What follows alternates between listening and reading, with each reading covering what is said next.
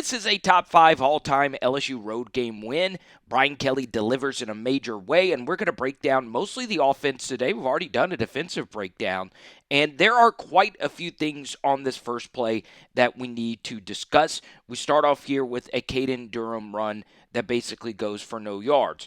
All right, so let's start with the first thing that actually happens on this play is that LSU motions their running back from right to left. So Caden Durham had a lot of pre-snap motions. And the second thing is we need to block TJ Parker for this play to succeed.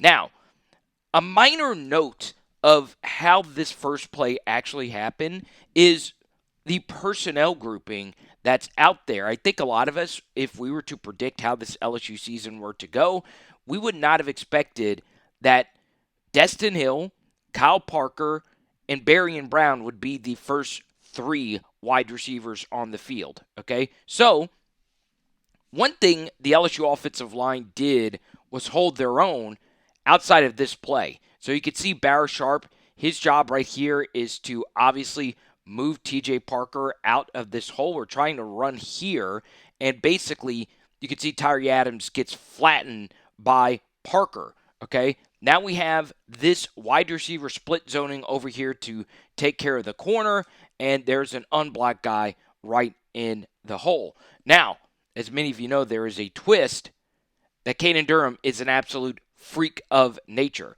Okay, that was a very poorly blocked rushing play, a better defended rushing play. But what did we say going into the game? That Garrett Nussmeier and Caden Durham are good enough to win an ugly game, even if the blocking isn't the absolute best. So Durham, one of the more impressive season opening runs you'll ever see. Okay, this is going to be a big piece of who LSU is going to be offensively. And it's always going to be a big piece of a Garrett Nussmeier offense. He loves quick game. He loves throwing quick outs, and this is what we want all year long, pitch and catch. Now, a little bit later in this game, we got away with the dangerous one of these, but it's a nice gain here on first. So a thing I feel Joe Sloan is really going to lean into is trips, right? I did a film study on this last week. LSU's offense overall was better in trips formation, and this is a very cool way to actually run it. They're in 12 personnel. 2 tight ends are on the field, Trades Green and Barra Sharp, and obviously they're not quite your traditional tight ends. They are very elite receivers, in particular Trades, and obviously it's just numbers game right here. Garrett Nussmeier sees that this linebacker is blitzing. That's what we want them to do. Quick game, and we just need some decent blocks. And the guy that I really want to show some love to is Kyle Parker of LSU, okay? He has had some major issues blocking in his career. They have honestly asked him to block quite a bit. This play was heavily criticized. I'm not showing it to you because the refereeing was so bad. The play before this, Trades Green got pass interfered with on a slot fade, if you will, and I do feel it should have been called.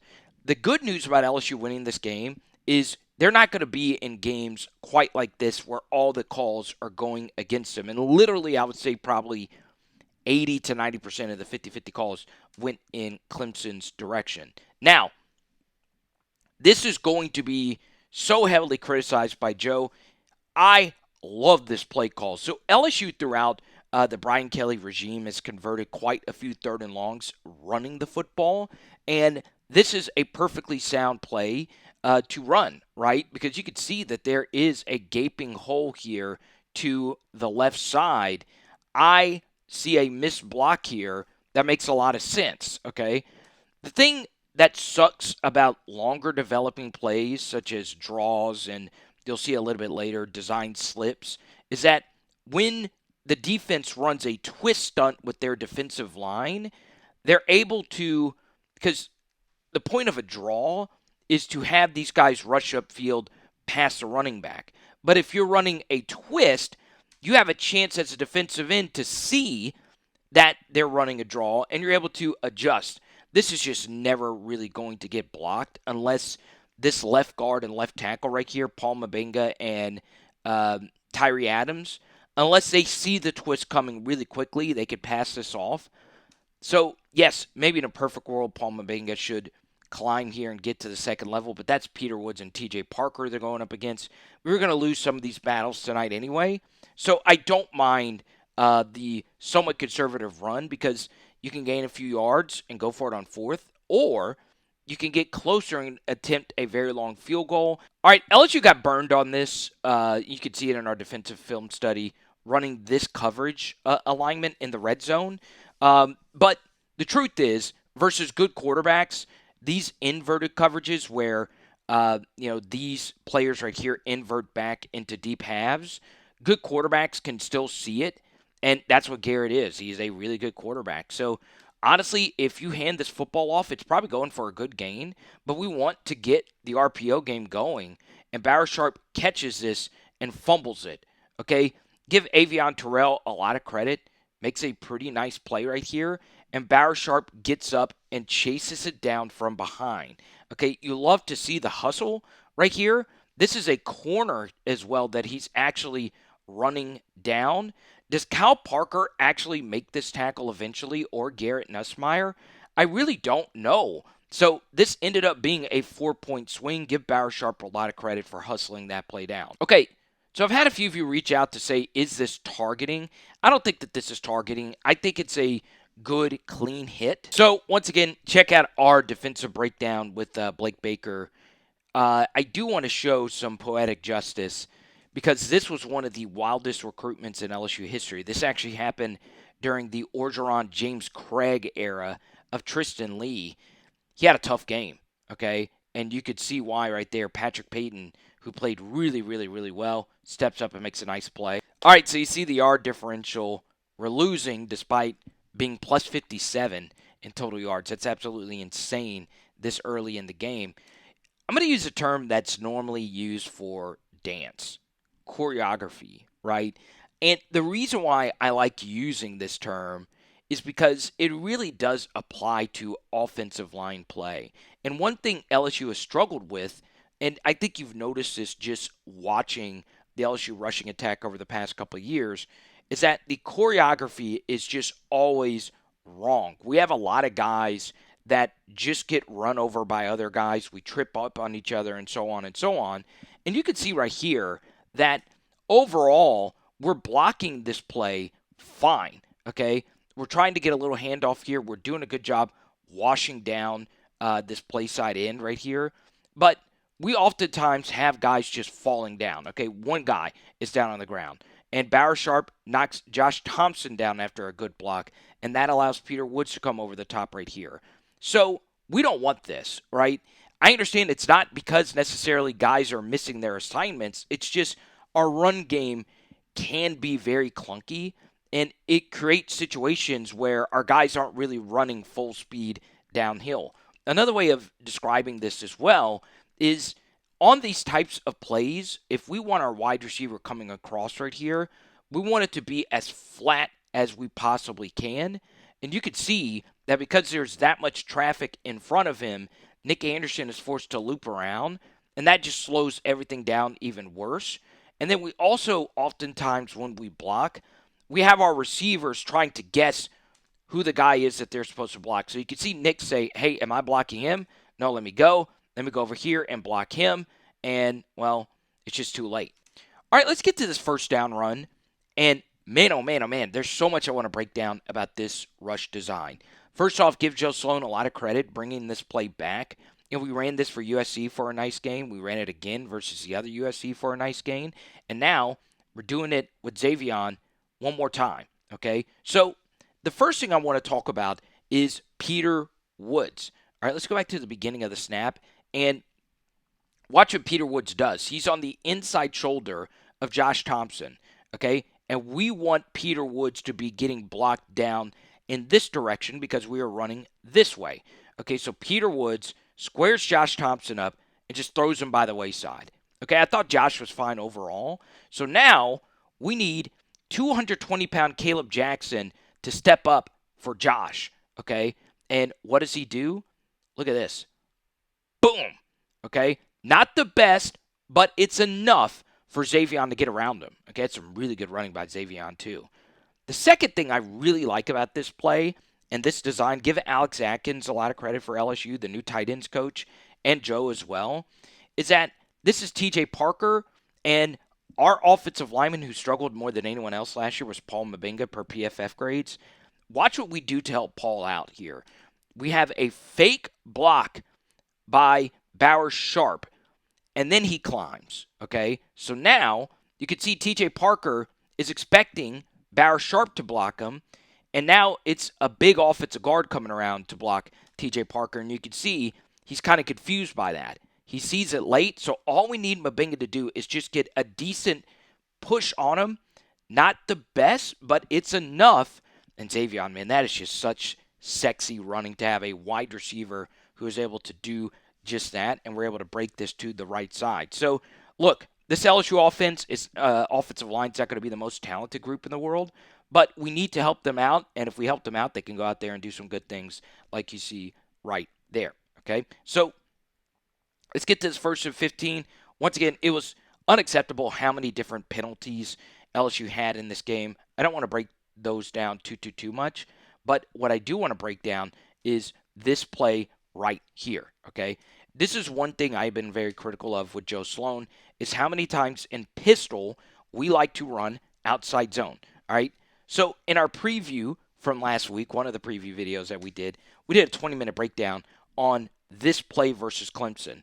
They struggled versus outside zone at a pistol versus teams last year. So a run that we struggled to run was something that Clemson last year struggled to stop. So there's two different things going on here.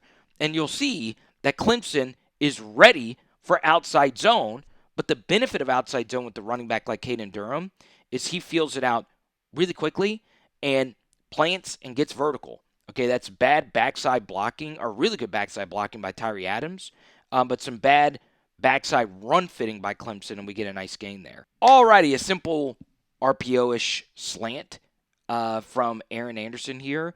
You want to know why Caden Durham is one of the best backs in the country? All right, this could have just been a blitz the entire way. It's impossible for me to know, but he has so much gravity. Okay, look at that. Both these linebackers are on Caden Durham. That increases the space for us to work with right here.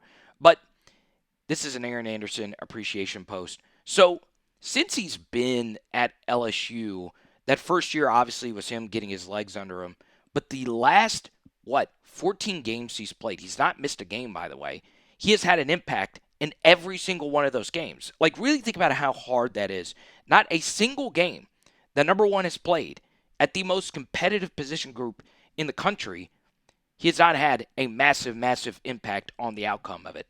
I mean, that is so unfreaking believably hard to do, and Aaron deserves all the flowers for that, okay? Now, let's see what actually happens here. Man, this is just... dude, how many... I'm just being honest. How many overall football players have you seen at LSU better than Zavion Thomas? I'm talking about guys that can just do everything.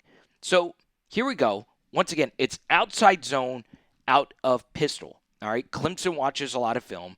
They know we like to run outside zone out of pistol. So the good thing about outside zone, and one of our former guests, Max Toscano, tweeted this recently. Max is a good buddy of mine, is that outside zone is my favorite rush design. If I were to start a rushing attack now and start my coaching career, I would base everything out of outside zone. So I do agree with Joe Sloan on that very premise. It's just I feel like we could be more creative with it.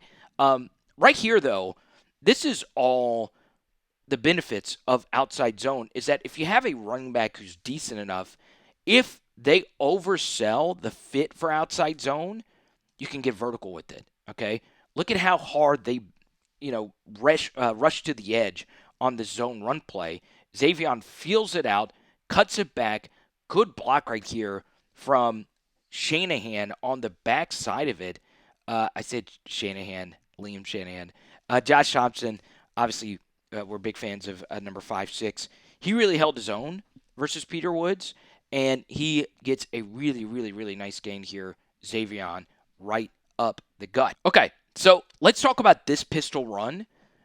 Once again, it's a zone blocking run to the left out of pistol, or if you don't want to call it outside zone, it's an outside handoff, a stretch handoff to the left. Now, if I were coaching today, this would be the rush play I would base everything out of. So I do agree with Joe Sloan that outside zone, to me, is the most effective rush, especially with the types of running backs that we have in our arsenal. Okay? The reason why I do like outside zone so much is because it could be run in a variety of ways if your running back is able to read things quickly. Okay? My buddy Max Toscano, great friend of the channel, boy just knows ball. He just knows ball. He tweeted out that outside zone runs, if it is somewhat blocked decently and sequenced well, you always have an answer to it. And right here, the answer is allowing these Clemson players to over pursue the actual outside part of it and then getting vertical. And boy, look at this. Josh Thompson on Peter Woods. That is just nasty stuff. Absolutely, positively nasty run blocking right there from number 5'6". We're running another little stretch handoff right here with Juwan Johnson. And look at this. Zavion is getting a 2-for-1 right here. And Gus Malzahn is the absolute best at this. Is if you're in man coverage, we want the receiver in man to not block the corner, right? Because if the corner is in man coverage and he releases, you can get someone to be blocked by the receiver, and the corner himself guarding you is blocked by your own actions, right? And look at this block right here by Zavion. That's just nasty. Okay, so the reason why you really need to appreciate this block is think about all the crap you've seen Zavion do up to this point. Jet sweep motion here, jet sweep motion there, return punts there, run routes, and then he makes that block. Okay? Just, it's so ridiculously valuable to have that type of guy on your team. So guess what happens on the very next play? Okay? 2nd and 2, Garrett, should he have just thrown this to Aaron? Maybe so. Instead, he moves the coverage here to the left side and works the backside dig to Zavion. This needs to be better for Juwan Johnson, especially if he's going to be our RB2 moving forward. Okay? Not the best. It's a difficult block in that much space, but Garrett is so good he's able to work around it, and he gets his football to Zavion. Now, obviously, this is a good enough pass, especially with Zavion having the speed and wiggle. We want him to run out of this a little bit cleaner, okay? But he's been blocking and running his ass off, so it makes sense. It's still a really good catch. So the biggest defensive Clemson play of this second quarter was right here. This has been LSU's best play, all right? Literally, this play has worked almost every single time. And the first time we actually saw LSU run this was the first play of the 2023 season. Okay, so here's how it is supposed to look. And the design of this is to get the defense going in one direction while throwing back into the other. So you have a play action fake right here, and you have a tight end leaking. LSU ran this versus USC last year, and they actually had Mason Taylor for a nice gain. But the first read is the running back. If they do not pick up the leaking running back, that's where we want to actually throw this football. And Kevontre Bradford is the guy who catches this one. So here's Joe Sloan running this play again in the extended red zone. And once again, normally the running back is covered on this play. So I do think the one thing Bauer Sharp could have potentially done a better job of is holding on to this backside in just a little bit longer to give our pulling guard more time to come around and actually make this block right here, okay?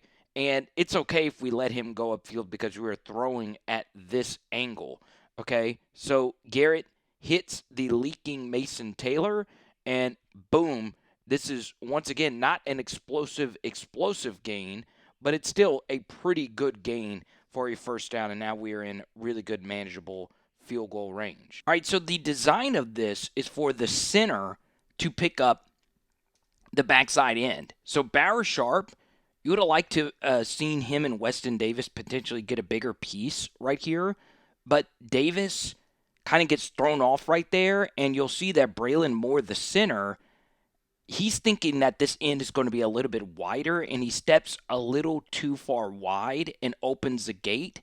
And then he sees a different guy. So his job right here was to actually block him. And then there's a twisting defensive end coming around. So we would have preferred Braylon Moore to pick up the end instead of the twister. And if he does, guess what? Boom. You got yourself at least a decent gain right here to Barrow Sharp. Now, it's not Garrett's game to get away from this, but still, big, big, big sack. Alrighty, so this was one of Joe Sloan's best play calls. And I'm very happy that Clemson just let us get these yards. I was shocked that they allowed this to happen. This is just way too soft right here. And honestly, look at how many blockers we have out in front of Juwan Johnson here. This needs to be better from Chris right here, okay? I understand you're not getting the ball and all that, but look, you seen Kyle Parker, he's been blocking his rear end off. That is just a little too patty cakey for me. Obviously, right here, we want to make sure we can get play side of this defender. And, all right. But it was something, and it allowed Juwan to get around. That's also just some bad defense as well. Let's give Paul Mabenga some credit. This is not an easy block right here from Mabenga. And this right here was a 3-point play, okay? This is Sammy Brown, their best linebacker, and he gets just enough of Sammy to allow Juwan to get vertical to pick up an extra 5 or so right here to make it an actual makeable field goal. So really good play call. So Garrett Nussmeier's kind of used to this, LSU losing and him pulling us up by his bootstraps. And that is one thing I'll say about a Brian Kelly coached LSU team. This is such a resilient group. It always has been resilient. So we finally get a zone read pull. We have been begging for it for years. This ends up being a good block right there by Chris. And man, Garrett, obviously if he keeps his feet, he's picking up even more yards here, but he is able to fall forward for a first down. Now, this is why you got to subscribe to PHL and our Patreon. You get more analytical deep dives, and I want to share a stat that I was going to save for our patrons, but I'll share it publicly here. LSU scored in the final 5 minutes of the second quarter in every single game that they played last year outside of Alabama. And even then, they were threatening at the end of the second quarter, and we had some absolute horrible clock management by LSU and Brian Kelly. So we'll talk more about that here in just a moment. This is honestly, to me, the single most underrated thing about Garrett. Okay, at the end of second quarter, we shared those stats. But Dan Orlovsky of ESPN has shared the stat as well.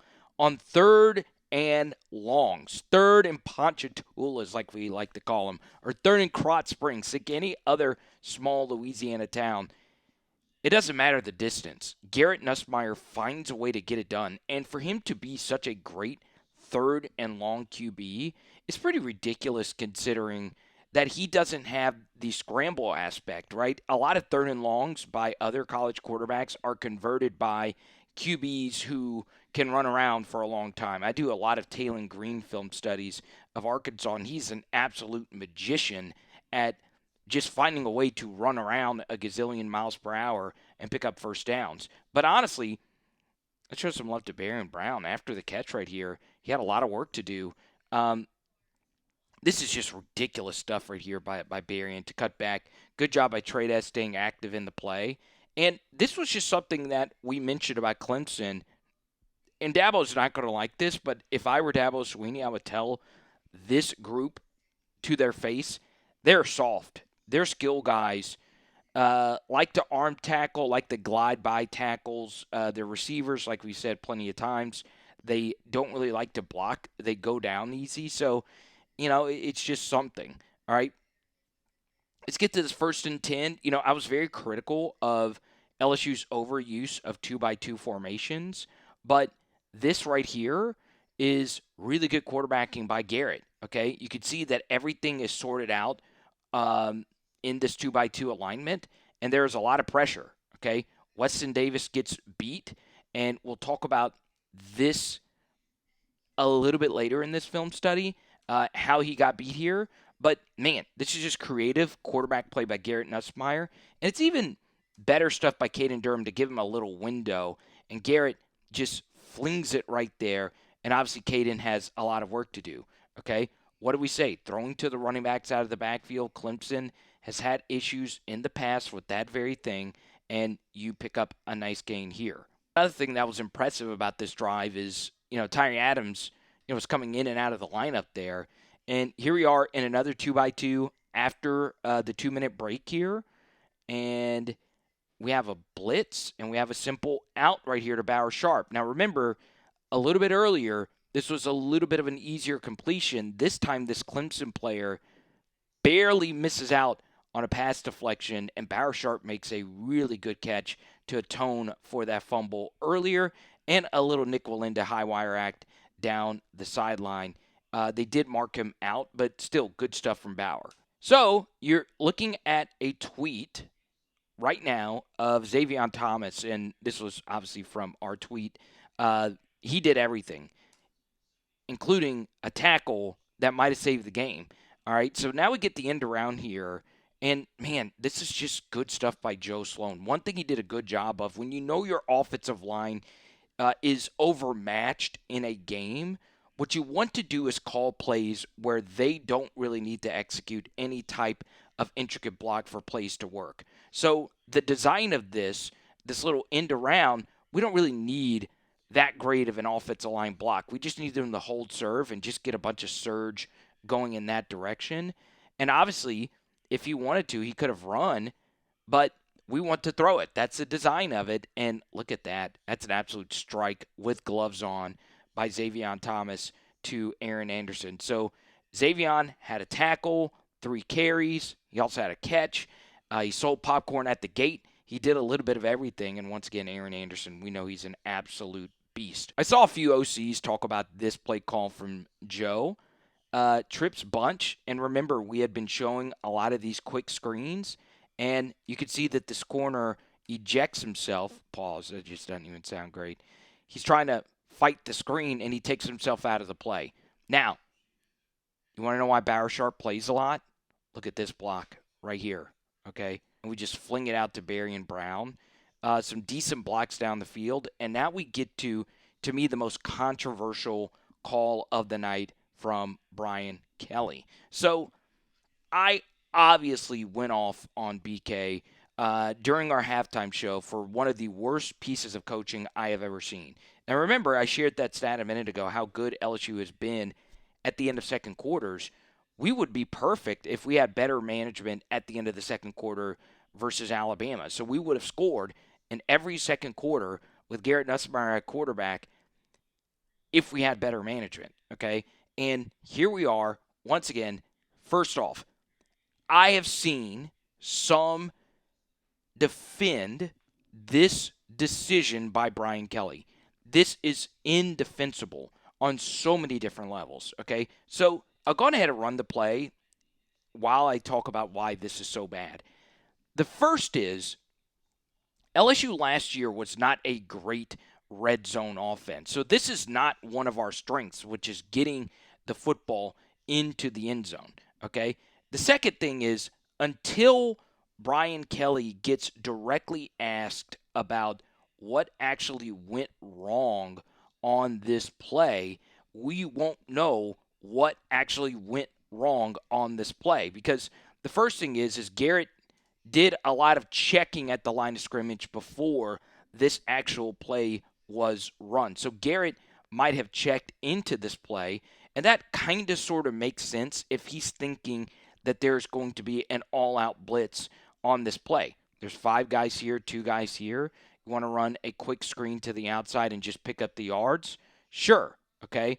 But the problem with that is you're throwing this out to Chris Hilton, who is not a low ADOT player. Chris Hilton's strength has always just been deep stuff. Yes, he's had a few short receptions, but he has always struggled with keeping his feet. It has always been a thing. On short passes going all the way back to 2021, he will just fall down, right? And that is exactly what happens here. The game is just moving way, way, way too fast for him. He hasn't had any touches to really get him ready for this portion of the game. And you see, he's trying to do too much. Then you see, he's just falling down on his own volition because now he's in a really, really, really difficult spot to succeed. Because he knows if he doesn't pick up the first down, it's going back to Clemson. And then the second thing is, even if you don't pick up the first down, you have to pick up the first down in order to stop the clock, okay? So, guess what? I know I didn't say that smoothly at all. He fumbles it. He absolutely positively fumbles it, and Zavion Thomas saves the day, okay? The only thing I would say about this, if I were Zavion, yes, he does make the tackle right here. We'd also want to wrap him up in this spot, but watch what actually happens. Zavion gets blocked in the back. Let's see. Was there possession? If there was possession here, yes. So this is a bad missed penalty. That should be a block in the back, but it was simultaneous. That's a really tough call to make. But in this spot, we don't want to just hit him. We want to wrap him up to make a touchdown saver, okay? That saved a 7-pointer going the other way, and that would have, in theory, ended the game, right? But, that's still a really, really, really good play. But I can't really fault Chris for this. Yes, he coughed up the football and tripped on his own feet, which is, been part of some of the problems with Chris Hilton, ball security and just staying upright. But what makes this decision even worse, all right, look at how much time elapsed on the screen. So he's got it right here at 13. Now we're at 12 when he's right here. So let's just say he does pick up the first down and he gets tackled somewhere around here, the 7 or 8 yard line. Now you're at, 7 or 8 seconds left to go at the end of the second quarter. Then you got to rush to go spike the football and get everybody lined up. Or coming out of the timeout, you would have already had another play call ready to go. I would hope LSU, and this is also a very critical question to ask Brian Kelly, I would hope LSU would have called a spike because downs don't really matter if you're inside the 10-yard line with a fresh set of downs, okay? So you get the end zone copy of this here from Garrett Nussmeier. It's just bad coaching, and I know a lot of you are like, just get to the next play and just move on. But LSU was the better team in this game, and what is lost in this decision by Brian Kelly is that we had to burn 2 other timeouts earlier in the half because we couldn't get lined up. I am a little bit more apologetic to this decision if you have more timeouts, right? But you don't, because if you have more timeouts, you don't have to waste the seconds to go up there and spike the football. But with your red zone offense not being great, your defense playing well, I just don't get this. I really don't. You just need to kick the field goal. And I think Garrett in this spot thought that this guy was flying off the edge. Instead, he was running out here. If this guy is indeed flying off the edge, then throwing this out wide is a little bit more rational. But now you really didn't have numbers to begin with because there was a safety over here. So I don't think that was one of Garrett's better checks. But the bad coaching and false start penalties and just trying to hurry up and run a play all led up into this bad decision. So I would also be a little bit more apologetic to Brian Kelly's coaching at the end of this quarter if we had played a clean half of football, right? But for brevity, there are so many other plays that we've run in this game that were taken back because of false start penalties, illegal motion penalties, illegal shift penalties. That just can't happen. LSU was one of the most penalized teams in all of college football. It was one of the most penalized offenses in all of college football last year. But defensively, our penalties were fine. Special teams penalties were fine. So let's talk about Joe Sloan. I really, really, really do think this was a top 5 Joe Sloan coach game. All right. Because when you run this kind of gimmicky screen offense, which we did, and we based really our entire offense on this little swing screen right here, it takes your offensive line out of the game, right? There's no pass pro involved here. We're letting Peter Woods rush down the field. And while this isn't, we talked about running back targets. While this isn't a target to the running back, I give Sloan a lot of credit. I'm not saying he watched our film study, but what really got this offense were fake throws to the running back, right? Faking like we're going to throw to Caden Durham, and instead we're throwing to Aaron Anderson over the middle. Josh Thompson with the critical block right there on Woodass, the linebacker, and now it's off to the races. And this is just nasty from Aaron Anderson. God bless. The dude runs like a knife cutting through butter, baby. Look at this. And a really strong finish.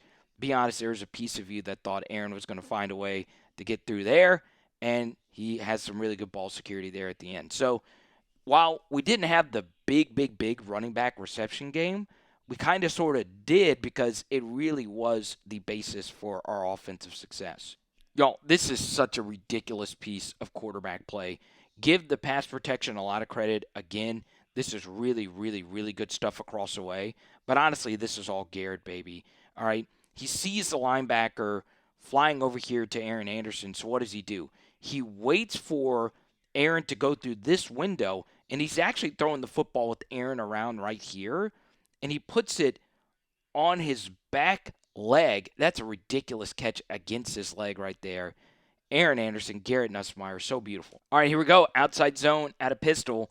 You guys know my favorite thing. And honestly, like I said, I do like it. I do wish it was sequenced a little bit better. But once again, they're over pursuing. They know that it's coming. So if you know that it's coming, once again, outside zone, there's a lot of answers to it. If you have a good running back, they can find a way to get vertical. That's honestly a good job right here by Weston Davis on the backside. If he's flying over the top of you, you just got to keep washing him down. And that's honestly good stuff, okay? And then we get through here, and we get a good finish for a nice run on second. 3rd and 6. And remember earlier when Weston Davis got beat off the edge by 44? This is some really creative stuff from Weston, okay? It was a night. Like, it wasn't the absolute worst thing I've seen, but look at what he does here. All right, so remember earlier, 44 beat him just chopping around the edge. So this time, Weston takes the fight to him, and he knows that this guy's going to try some type of chop. So instead, he chops him down, okay? So normally, this offensive tackle, defensive end exchange is the opposite, right? Your arms go out, and the defensive line chops you down trying to go around the edge, okay? There have been instances where Weston in practice has had this happen to him in spring games and different games. So this is honestly really creative stuff. So instead of you thinking that the offensive line's going to just put his hands out, why don't we chop you down, okay? So by chopping him down allows Garrett to roll out here to the right side and make something happen, okay? Now, let's take a look at the concepts. Once again, if I were LSU, I would look a lot more heavily into 2x2s. I'm not the biggest fan of this. We're running a whip route. This was a big 3rd down converter with Aaron last year and Kyron. And, yeah, it's potentially there from this pocket right here. But Garrett is spooked by this pressure right here. So I get him rolling out. Could he still have fit this in right here? It's not picking up the 1st down, so I'm fine with Garrett not throwing it. We're also running a whip over to this side here with Trades Green. And let's see. Could Garrett have stepped up into this and worked right here to Green? Yeah, he could have. Okay. So, there were a few other instances where I felt Garrett could have stepped up instead of rolling out quite like this. But because Weston makes a phenomenal play right here, we are able to roll out. And once again, we want Garrett on 3rd and 6 to do Garrett Nussmeier things. And, well, good job by Kyle hustling, finding a window right here, and catching the football. A good chest catch right there. All right, let's go to the 2-yard Caden Durham touchdown run. And one guy we were slamming the table for all offseason is Donovan Green, okay?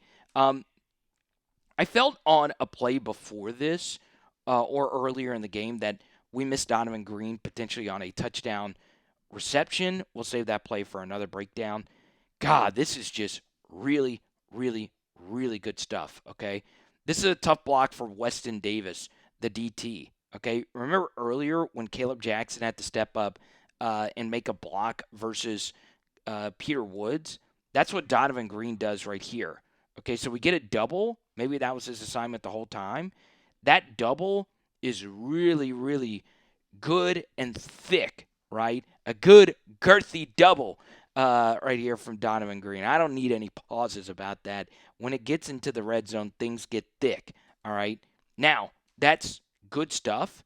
And another good thing about this block, because it was so good on Peter Woods, even though Nick missed this block, this honestly is a very difficult block for Nick. Even though he whiffed right here, because this block was so good on Peter and we're able to get some verticality with it, this linebacker gets caught up in Peter's push, right? So because Donovan Green got such a great push on this double versus Peter Woods, it created traffic here at the second level, and Caden Durham did Caden Durham things. Okay, what did we say in the preview? Caden Durham doesn't need perfect blocking, y'all. He is that special. I want you to see this right here. Will Campbell smiling. Love to see it. Okay. This might be Joe Sloan's best, most creative play call I've seen him make since being the LSU offensive coordinator. Okay. So once again, you guys know I'm a fan of trips. Love trips. Okay. So we have 3 receivers to the right side, but we motion Kyle Parker in right here. Okay. Now, obviously, as we run this play more often, one small little thing that we need to do better right here, it's not give away that our receiver is pulling down like this. Cooper Kupp was one of the best at it, but sometimes even he would give away that he would, come across and block, right? But I say St. Louis, God bless their soul. The Los Angeles Rams are the best at having their slot receivers become blockers, okay? So, what Garrett does here is we had the running back to the right. Now we put him to the left, all right? So, if I'm the defense, knowing that this is the strength call right here, even though the tight end is normally the strength call, we're strong over here with 3 different receivers, you're probably thinking that this is going to be a handoff to the right. But instead, it's actually a handoff to the left where the lead blocker becomes the smallest player on the field, which is Kyle Parker. Now, we need him to block a linebacker. And guess what Kyle Parker does? He does exactly that, all right? We need Kyle to get up here and seal this guy to the inside. And look at this rush design. Y'all, you would think Steve Sarkisian called this.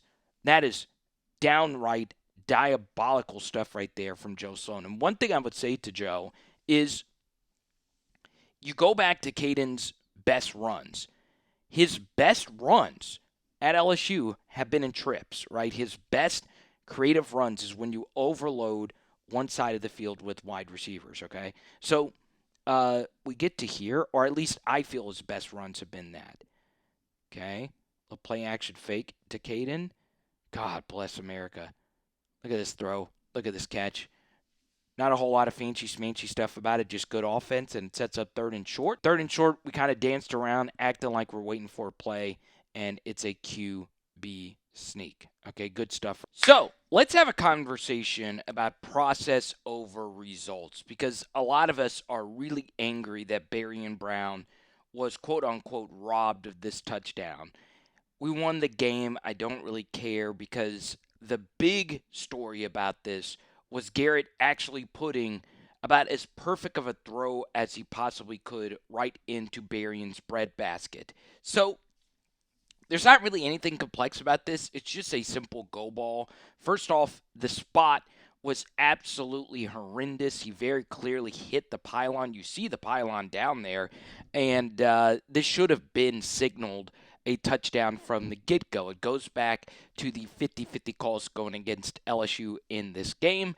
We talked about a few little tugs and pulls, and there was also, the blindside block penalty that Foster Moreau wanted on the pick play that led to Clemson's first touchdown. So did Barion Brown get absolutely hosed on this touchdown pass? We all have our own opinions on it, but the truth is, if let's just say the shoe was on the other foot, to me this is a catch, but just based on how the game is officiated and how catches are officiated, it's more so the rule to me than the referees actually ruling, if that makes sense, right? This is a catch. Everybody thinks it's a catch. He's got 2 feet down. He's kind of a runner, if you will. See, 1, 2 with full control. Then he very clearly hits the pylon. I don't know how the ref didn't spot that correctly. It gets reviewed any other way. The ball does hit the ground as he's falling down, but he has possession. He's in the end zone. He caught the football. So I can understand how refs rule things now, this actually being an incomplete pass. I know this is going to be probably the most controversial thing that I bring up out of anything that I post or talk about here in this video. But the truth is, your major takeaway should be, number one, Barion Brown making this ridiculous grab. But number two, and the more important thing, is that Garrett Nussmeier, who wasn't accurate on these go balls really at all last year. He had some good ones, but he would tell you he probably would have liked more. This ball was absolutely positively on the money. And, you see the ball is bobbling there. One other thing that's critical about this is that we didn't have any other explosive plays in this game through the air, right? Other than the low ADOT screen to Aaron Anderson, we didn't have another reception that went over 20 yards in this game. So with our offensive line struggles that will probably happen at some point this year, you need these quicker strike vertical shots to actually hit so you can have an explosive element to your offense. You do get some bad quarterbacking here from Garrett, and this is the only rep I would consider to really be bad. He makes a pre-snap read here, and this was basically what both USC's did versus us. He makes a pre-snap decision to work to Zavion on the one-on-one side. He likes throwing away from the trip side and working the one-on-ones. This was obviously a big part of the Malik Neighbors era at LSU. You just cannot throw this. It cannot be thrown with – I understand you see the defensive ends back to you right here. We don't want that. All right, so LSU gets the football back, and this is how run blocking is supposed to look. Once again, Zavion overall had a good blocking game. This is a good job by Weston sealing this guy to the inside. The only problem is Mbenga did give up backside pressure right here, but that's okay, right? All we really need is just a piece. He had the most difficult block of all these assignments. He was able to get a little piece. And honestly, this is just really creative running by Caden. Honestly, look at this. I mean, you can see Barra Sharp is starting to get pushed back. Look at how economical Caden's footwork is. Boom, boom, boom, stop. And then is able to get vertical. Okay, RB coaches, let me know if he could have gotten through there quicker. But, man, that is just some good running. All righty, so let's have a conversation. Once again, it's pistol formation, outside zone to the right. But this is the most common question I've gotten for this offensive film study is, how do I think the LSU offensive line performed? And the answer to that is they got the job done, right? It wasn't fantastic. It wasn't ever going to be fantastic, but it really was good enough.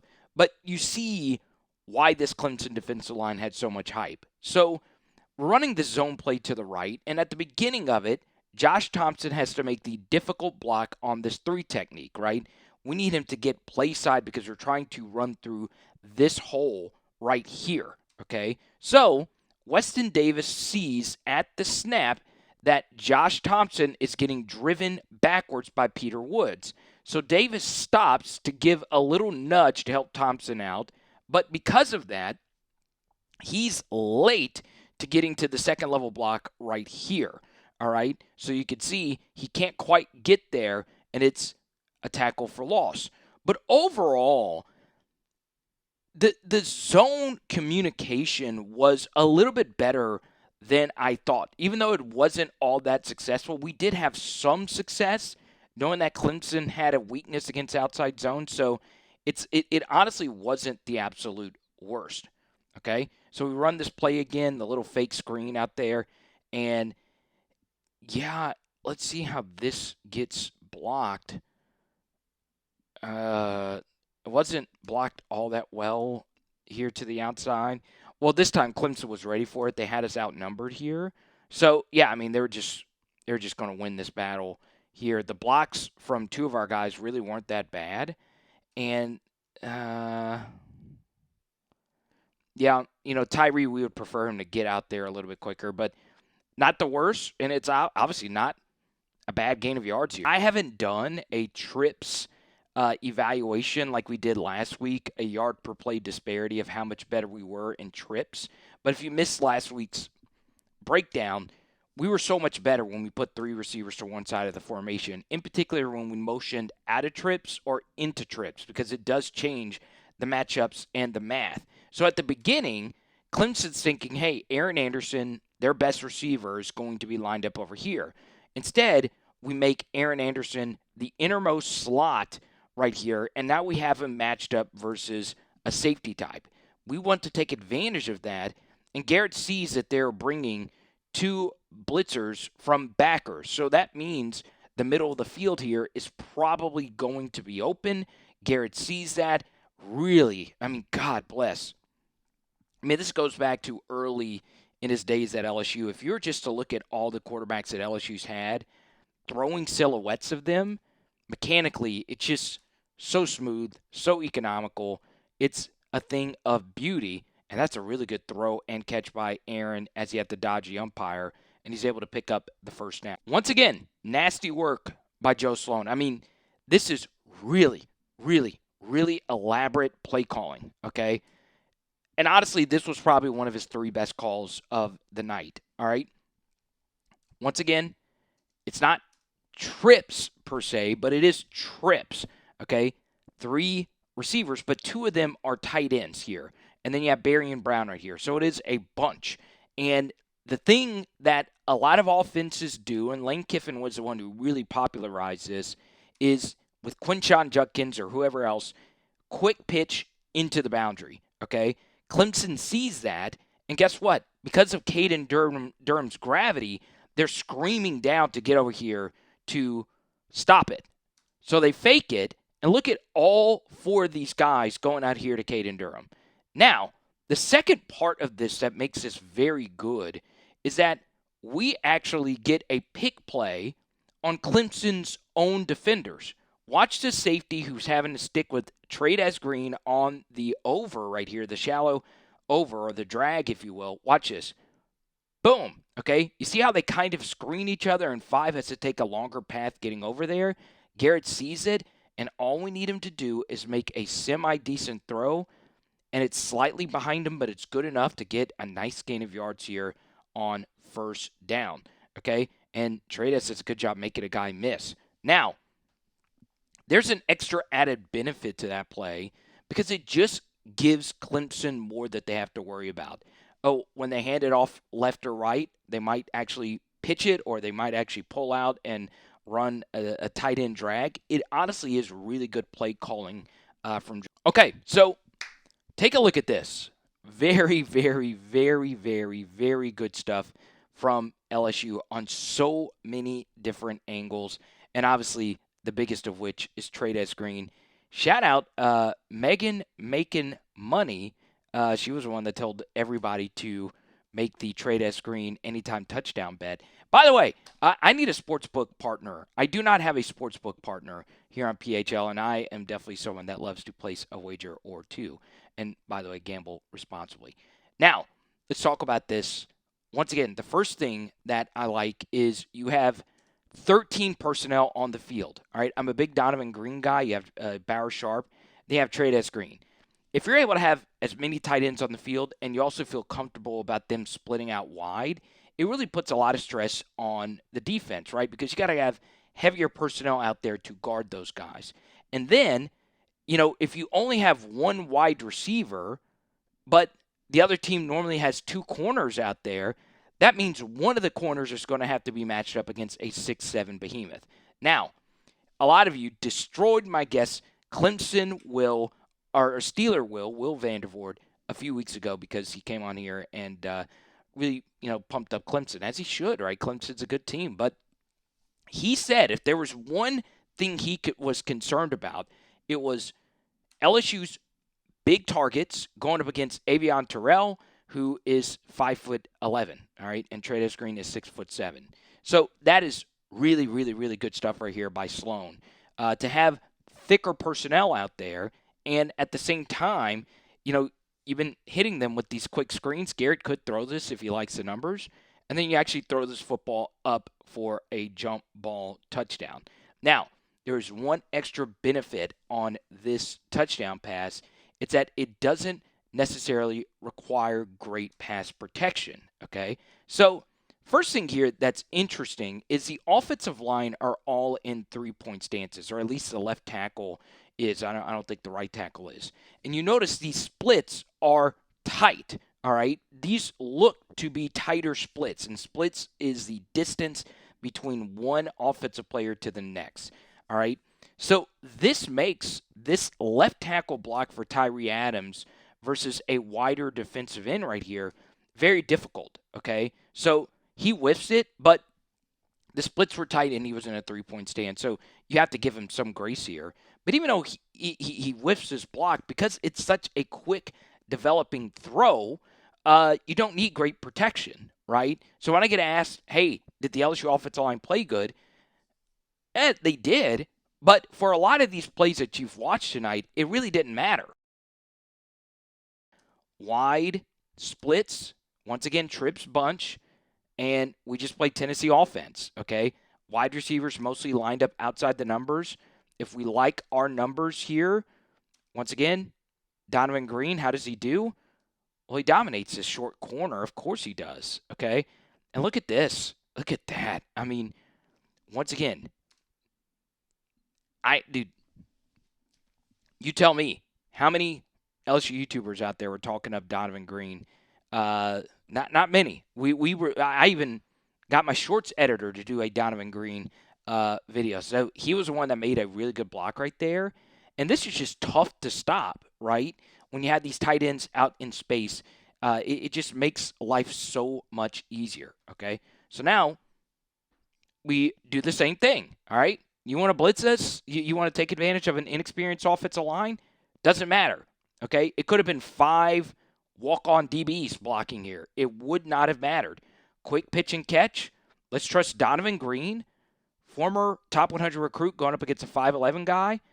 We're going to win that matchup, okay? Now, how did Bauer Sharp's block go here? It wasn't the best, but the guy had a running start coming into this. So, yeah, you would like to think we could have gotten more out of this. Maybe a more decisive run vertically here gets it done.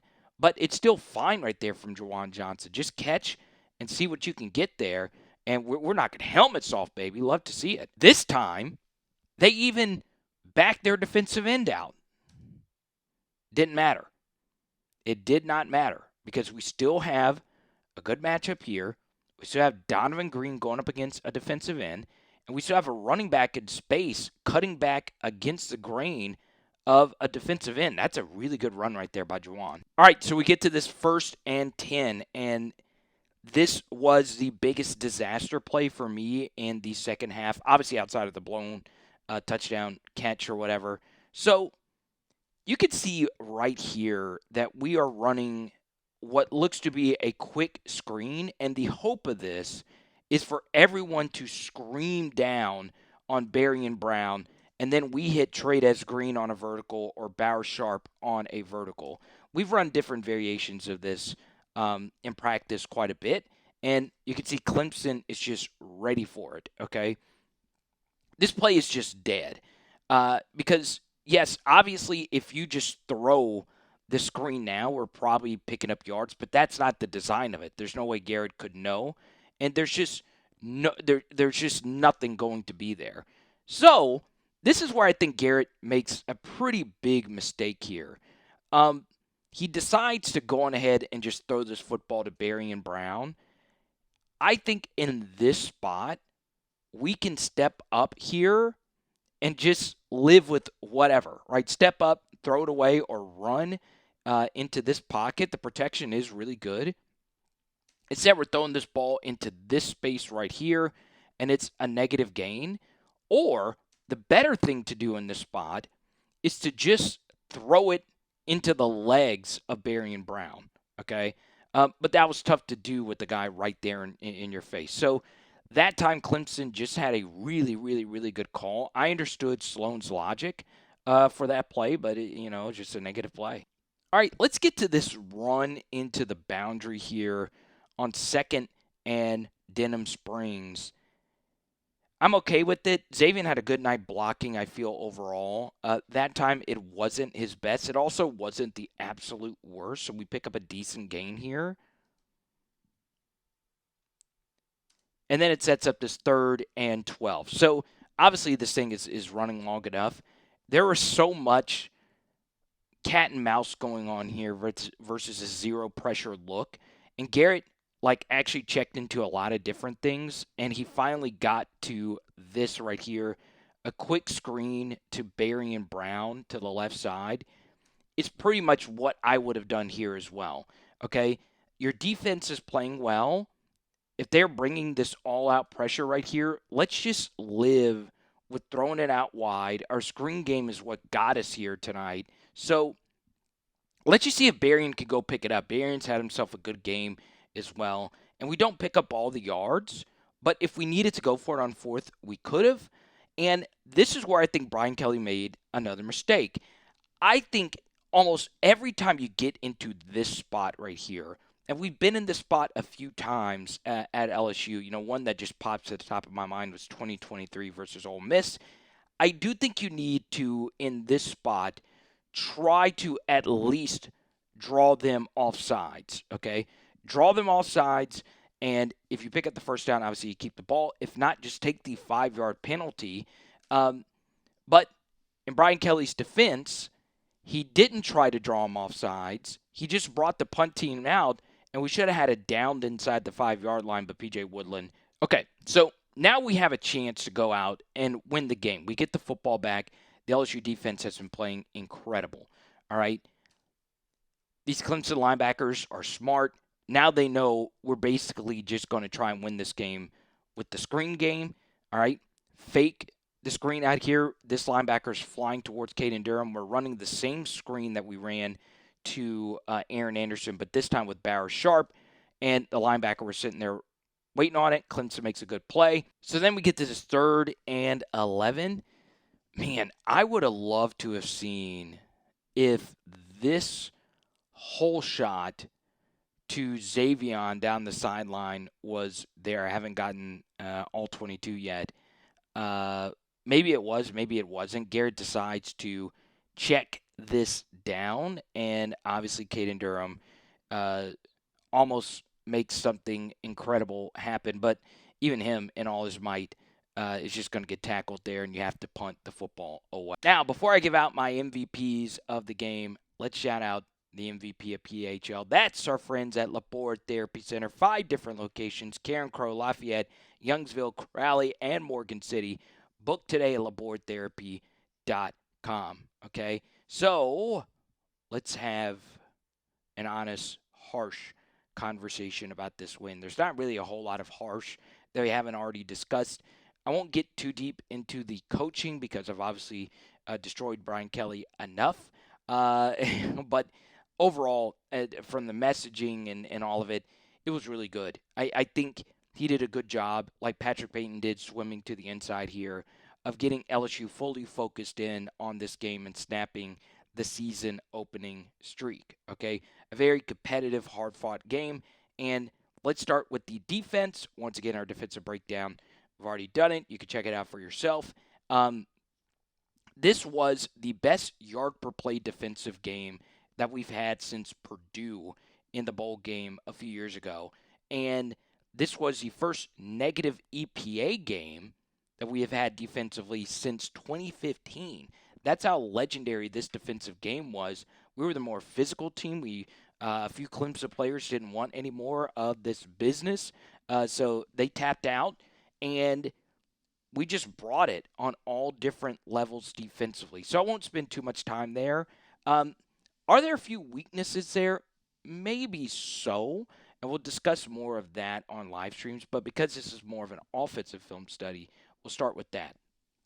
So before we get to Garrett, let's start with the offensive line performance. It's kind of an incomplete grade for me because we just don't know what they are with all the screens that we ran, right? There weren't a whole lot of like just deep pass sets, which could be something, right? We could be more of a screen offense this year, getting the football out quick. But I give Joe Sloan a lot of credit because we're getting a lot of questions in our live chat. Hey, where's Chris Hilton? Where's the deep shots? Where's all of the fireworks that we were expecting? The truth was, those plays just aren't going to work if you don't feel comfortable about your offensive line matchup in this game. So by doing that, you're neutralizing what Clemson's defense is really good at, right? When our defenses were elite, teams would do that to us. Let's go back to the worst loss in LSU history versus Alabama when they were actually good. The 2012 National Championship game, they never threw in the direction of Morris Claiborne. And the Bama players, I was student media that whole week, they were like, hey, we're just not going to let number 17 beat us. So they were like, hey, why are we going to throw the football dangerously to give their best position group a chance to beat us, right? That's essentially what Joe Sloan and the LSU offense decided to do. Let's just throw quick. Let's just get the football out quick. Let's not get into deep pass sets, right? Will Campbell was at the game, but he wasn't dressed out. So, look, we made a very good decision playing the offensive game that we played. Garrett Nussmeier's ADOT was 4.4, right? That is really, really, really low. ADOT, of course, standing for average depth of target. So we get to the running backs. Caden Durham was so damn good. He really, really, really, really, really was. Now we get into the RB2 discussion. Could the RB2 genuinely be Jawan Johnson? Well, he's a better fit for this kind of screen-ish type of offense because he's played so many different types of positions. So, maybe he is the RB2, but I wouldn't count out Harlan Berry or Caleb Jackson. But the truth is, as you see in the background, this is still going to be the Caden Durham show. And hopefully he gets a much-needed rest after 17 carries for 74 yards for a long of 24 yards. And honestly, his gravity affected just so many plays that we had in this game. Tight end, it was a really good night for them. Blocking-wise, they were fine. Receiving-wise, they were very good. Obviously, the Bauer Sharp fumble was atrocious, but he hustled his tail off and got right back into the play.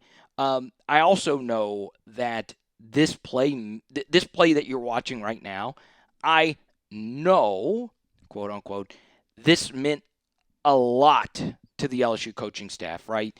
Look at them, just fired up. This one play really just sets the tone, right? Look at how much confidence this offensive line gets after one good rush, even though the blocking on it wasn't great at all. And that's what great talent does for you. Garrett and Caden are a special duo. And the thing that makes it interesting from Caden's vantage point is that these other great LSU running backs, a lot of them had a rushing threat at quarterback, right? Caden is doing this with us just now seeing Garrett pulling the ball on his own read for the first time, or the first time in forever. So, when we get even more creative with our rush schemes, you saw Joe Sloan, even though there were some predictable ones mixed in there, you saw some different looks that he gave this Clemson front. That Kyle Parker rush design from earlier is literally just sexy, sexy, sexy stuff. So there you go. So we discussed the offensive line. Braylon Moore was fantastic. And this goes back, I don't want to harp too much on this because it was such a big talking point for me this offseason. It shows you the value of having a great center, right? It really is a game changer. So Braylon Moore was the highest graded offensive lineman. What are they going to do at the rest of the offensive line positions? I don't know. But, Garrett and Caden are good enough to make it work. Now, to go truly undefeated and win the whole thing, make it work, it's going to be tough, but it is in the range of outcomes. Wide receiver is a position group that we probably do need to spend more time on. It's probably better for a live chat. But before we get into that, boom, I'm looking at you, whoever you are watching right now.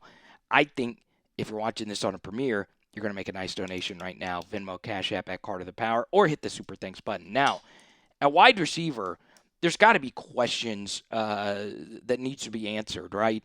It was kind of strange, the rotation to start the game. And then with the rotation being the way that it was, we had a lot of penalties, right? Tradez had a false start, I believe. The big Barion Brown alignment thing took off a big Caden Durham run early in the game. So we have got to get lined up. And we've also got to do a better job. And part of Garrett's superpower is checking us into different things so he can get a better look of the picture, and the offensive line can get a better look at the picture of what the defense is presenting. But those types of things can lead to false starts and overthinking things. So for us to burn 2 timeouts, all of that stuff, we went into that spiel a little bit earlier. It goes back to the wide receiver play. I prefer a tighter rotation, and it gets even more complicated if you're going to run more 12 personnel, which we haven't done over the past couple of seasons. So if you have 2 tight ends on the field, which more than likely will be Bauer Sharp and Tradez Green, that means the wide receiver rotation becomes even harder to crack because you only have 2 on the field compared to 3. So, Chris obviously didn't have a good game. It was a disastrous game for him. Kyle did some really good things. Zavion, it's just kind of hard to take off the field because as we shared earlier, he did a little bit of everything in this game. Drew pass interference flags. He was just a threat nonstop. And then, of course, it is pretty blatantly clear that our alpha is Aaron Anderson, but he is a pure slot player. So who is that outside guy going to be? Maybe it is Barion Brown, who was fantastic in this game. So now we get to Brian Kelly and Garrett Nussmeier, like we always do at the end of all of these film studies. Brian Kelly was, even though the actual specific coaching decision at the end of the second quarter was disastrous, he was mostly good in this game. Seriously. I think the overarching off the field and on the field game plan really outsmarted Clemson, right? It was genius. It really was genius, this defensive game from Blake Baker. And so Brian Kelly deserves some of the credit on that. And honestly, before I get to Garrett, who, is the most valuable player in every game, the quarterbacks for both teams are always going to be the most valuable players in every game. I cannot state enough how good Mansour Delane was. It really, really, really can't be stated enough how good Mansour Delane was. It was so good. And I am comfortable saying he is the best corner we've had at LSU since Derek Stingley. And that's been a while, okay? For LSU standards, it's been a while. I'm not saying that Jarek and Mackay and those guys weren't good players. They were good players. Elias Ricks obviously had some good moments as well. A little too much feast or famine for me. But still, Mansour Delane is that guy. I mean, he should be in the NFL right now. He would have been a third-round pick. But now I think even if he has just one disastrous game this year, I would lean pretty heavily to him being a first or second-round pick for sure now. He's just that good. We can go into a lot of different reasons as to why. Most people have been talking about his coverage reps. His tackling in this game was really freaking good as well. So, Montsor Delane, tip of the hat to you, man. You were, God, it really was that good. So, he was by far, to me, the best player on either team last night. And then, of course, Whit Weeks and Harold Perkins. I mean, what else can you say about Whit? We knew that was coming. But Harold, with all the criticism, he had the most pressure because, some people thought he wouldn't be able to last with Clemson. I thought this was going to be a tough matchup for him. The more injury was something, but Perk just outplayed everybody that was in front of him last night, and you give him a lot of credit there. Now, we get to Garrett Nussmeier. Y'all, we are so damn spoiled. You get Joe Burrow, you get Jaden Daniels, then you have a guy who has the start of, ages in 2020, and then a flip-flop gets caught the next season, whatever the history was there, the rib injury and then the flip-flop. And now you have Garrett Nussmeier. My goodness gracious. I mean, this was such a phenomenal piece of quarterbacking. Didn't make the critical errors that we know he could make. But here's my thing about the errors that just drove me so unfreaking believably crazy when people would criticize Garrett Nussmeier and the turnovers and Garrett Nussmeier and this decision or that decision or this interceptable pass. Well, that was because we had no run game. That was because we really had a defense that wasn't that great, and we were oftentimes behind, which led to some of those mistakes. So now that the mistakes are gone, the criticisms shouldn't be there at all. And he really, really, really was absolutely, positively fantastic in this game. Now, are those turnovers going to happen? Sure. There's going to be some games where he reverts back to his old self, but I just don't see that happening as much this year. So give Garrett a lot of credit. Obviously, once again, he's the most valuable player in every game that we play. But God bless. It was fantastic in one of the best road victories in LSU history. Good stuff. Brian Kelly, Garrett Nussmeier. Once again, thanks to our friends at Labor Therapy. And we'll talk to you soon, y'all. NS Power Hour LSU. Boom. Tonight we're doing. Oh yeah, what was our overall yard per play? Was 5.1. Okay, so college football offenses are oftentimes in the sixes. Okay, so let's not get too carried away with us offensively, only scoring 17. So tonight we are doing stakes.